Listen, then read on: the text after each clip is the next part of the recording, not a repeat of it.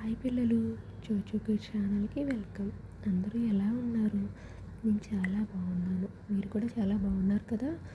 మీకోసం ఈరోజు నేను ఒక చిన్న కథను తీసుకొచ్చాను. ఆ కథ ఎలా ఉందో కామెంట్స్లో చెప్పండి, ఓకేనా? కథ మొదలు పెడదాం. ఒక రాజు చాలా తెలివైన కుర్రాడు. ఒకరోజు సెలయేటి దగ్గర నుండి నడుస్తూ వెళ్తున్నాడు. హఠాత్తుగా అతనికి గొంతు వినిపించింది. అది పక్కనే ఉన్న చెట్టు కింద నుంచి వస్తుందని గమనించాడు.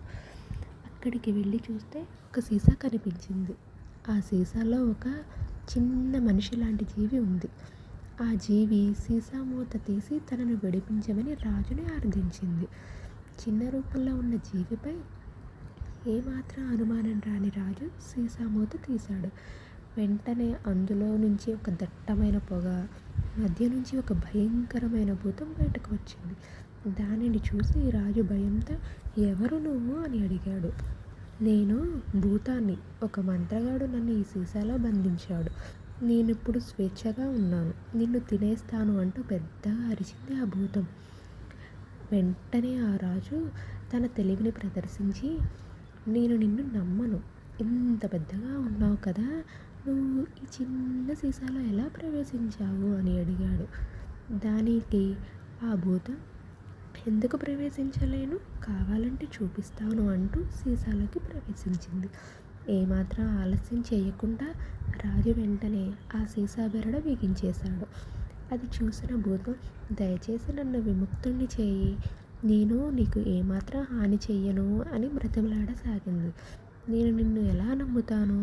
నిన్ను బయటకు వదిలితే వెంటనే నన్నే తినాలని అనుకున్నావు అన్నాడు రాజు.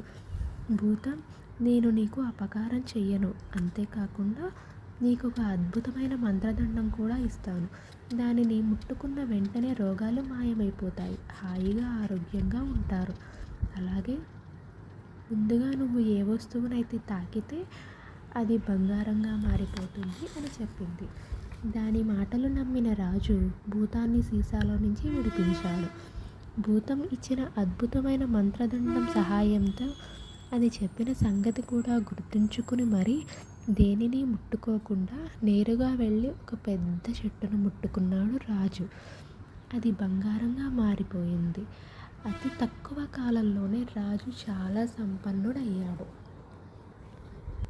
ఎలా ఉంది పిల్లల స్టోరీ? మీకోసం ఒక చిన్న మాట. రాజు చాలా తెలివైన వాడు కాబట్టి భూతం వచ్చినా సరే తను భయపడకుండా తన తెలివిని ప్రదర్శించి తను అక్కడి నుంచి బయటపడే మార్గాన్ని ఆలోచించాడు.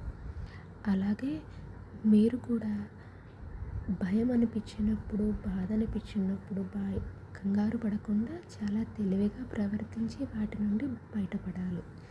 ఇదే ఈ కథ సారాంశం. మీకు నచ్చింది అనుకుంటున్నాను. సరే పిల్లలు, బాయ్.